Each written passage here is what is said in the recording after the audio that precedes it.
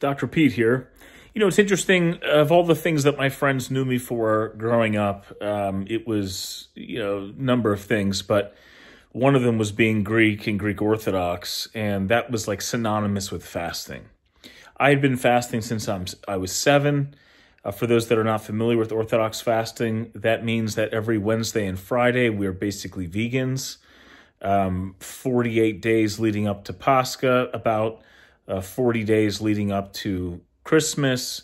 Depending on the year, it can be 5 weeks of fasting over the summer or less, and then 2 weeks in August. You add that all up, and it's basically well over half the year. I guess some people calculate maybe it's even as much as 2/3 of the year.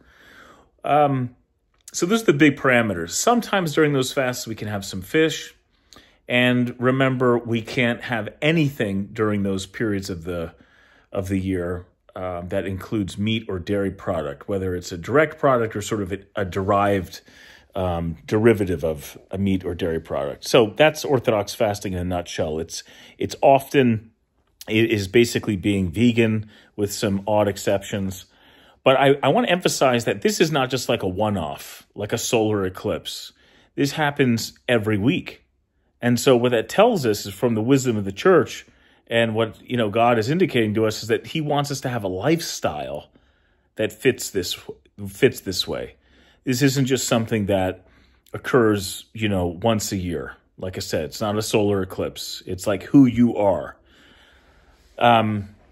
Next, we're a lot more comprehensive than, let's say, the Roman Catholics that give up soda or their favorite chocolate or something, which I always just thought was absolutely bogus.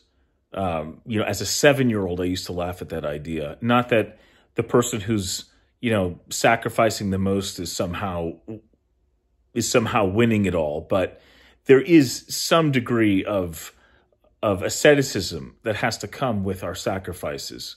The more you sacrifice, the more impact that sacrifice can make. And by the way, every Roman Catholic used to fast like Orthodox Christians, because the first 1,000 years of Christianity, we had the same traditions. It was only later on that Catholics realized that, they should maybe not fast all year long like we do. Maybe it should just be Fridays, and maybe we'll just give up meat and not the dairy, and now it's just fish, and now it's not anything. And then maybe it's just, giving up asparagus or something. I say it sarcastically because I think they don't take their fasting practice seriously, and I think, as I've shown through the Orthodox diet, that fasting is an absolute antidote to suffering. And so, just like all of us, we have to remember that this wisdom is given to us for a reason, and it's to our own peril if we do not utilize those tools in our daily lives.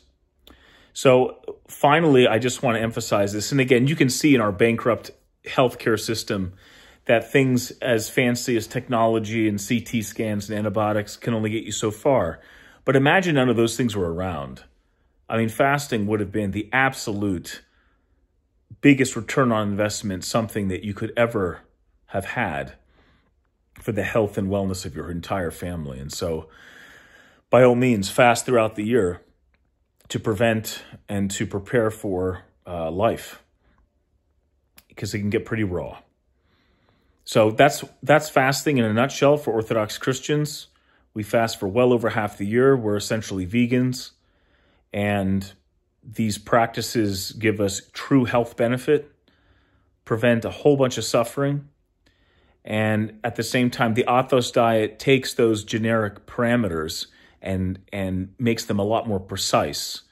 Because I can tell you, as much as I've been happy to fast since I was 7, there were decades, I guess a decade or more, where I was doing it not so well. And still felt that I had the discipline benefit from it, but not the health benefit per se.